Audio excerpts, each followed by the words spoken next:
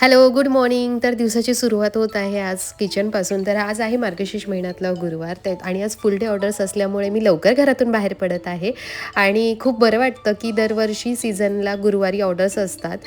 पण थोडंसं टेन्शनही असतं कसं मॅनेज होणार, घर्स, ऑर्डर्स, पूजा.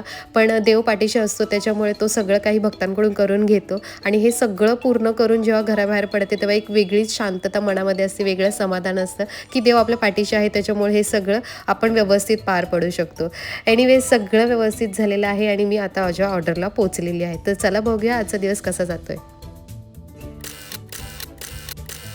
क्लायंटच्या घरी खूप छान डेकोरेशन होतं, पण मला सेकंड ऑर्डरसाठी निघायचं होतं. त्याच्यामुळे मला जास्त काही आज शूट करता नाही आलं आणि मी फटाफट माझ्या सेकंड लोकेशनला पोहोचलेली आहे. तिकडे आहे ग्रूमच्या घरची मेहंदी. ग्रूमची एंगेजमेंट आहे आणि त्यांच्या घरच्यांना आज मेहंदी मी करणार आहे. आणि हा आहे ग्रूम, तर त्याला मी छान अशी सिंपल मिनिमम अशी मेहंदी काढलेली आहे. त्याच्यानंतर ह्या क्यूटच्या आजींना आणि बाकीच्यांना सुद्धा.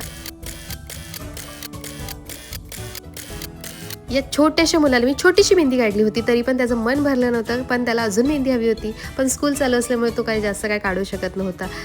तसंच घरच्यांनी सुद्धा छोटी-छोटी का होईना मेहंदी काढून घेतली होती. मी ह्यांच्या घरी रेग्युलर काम करते, त्याच्यामुळे इकडे आल्यानंतर एकदम फ्री वातावरण असतं, काही कामाचं टेन्शन नसतं. आणि ही आहे किरण, ही माझी रेग्युलर क्लायंट आहे.